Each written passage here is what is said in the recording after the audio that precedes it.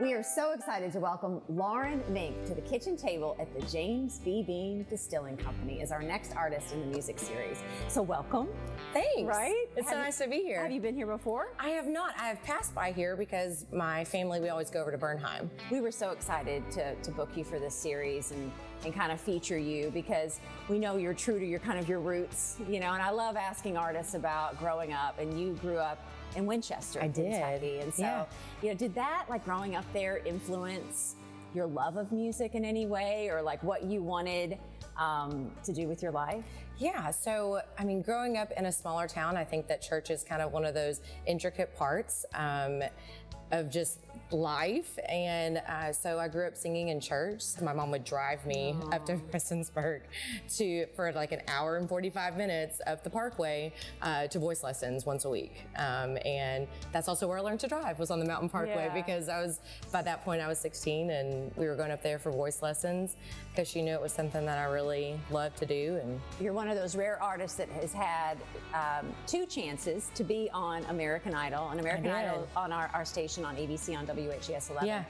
And, you know, I think, wow, you know, some people never ever make it through anything. And I think for you to be on there twice, I mean, that really had to be kind of one of those moments, just I mean, where do you begin? You're on American Idol. Right. So I actually auditioned my senior year of high school. I mean, American Idol was just all everybody was talking about. It was this brand new show on TV, and I auditioned and did not make it, like what I call the cattle call. And so I went back and I was on season 11. I came and did a hometown, and we were doing a big fundraiser that weekend, and you kind of have to keep it a secret. And once again, small town, it's hard to keep there are no secrets in a small town. There's this like American Idol, like, you know, production crews following me around. It's just for stride. It's fine.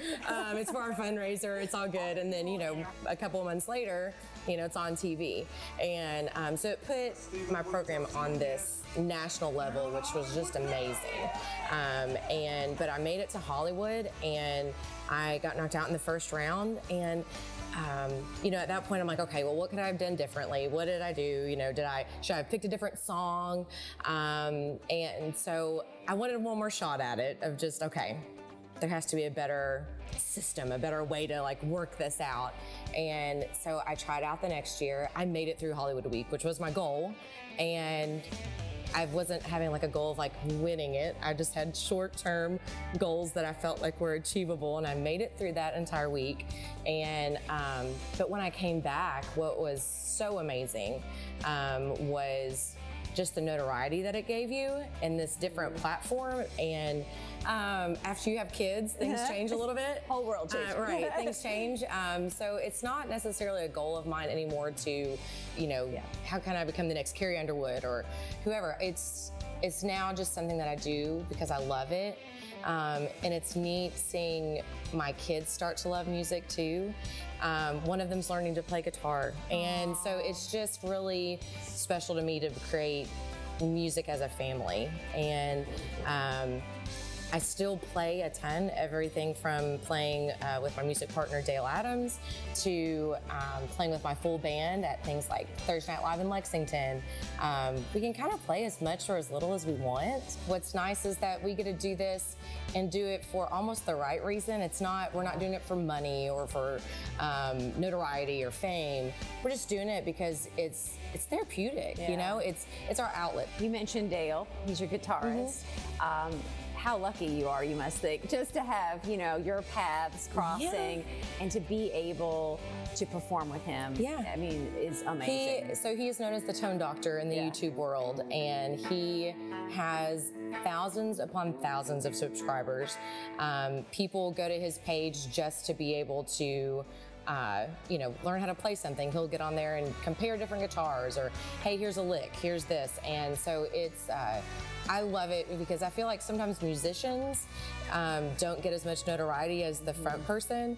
What advice would you give? Because I feel like we're overflowing with talent right now in Kentucky. And it's, I think, especially for female artists, finding somebody that they can relate to and get that advice from is difficult. Yeah, I mean, I think it just depends on what path you want. You know, for me, it has changed since becoming a mom.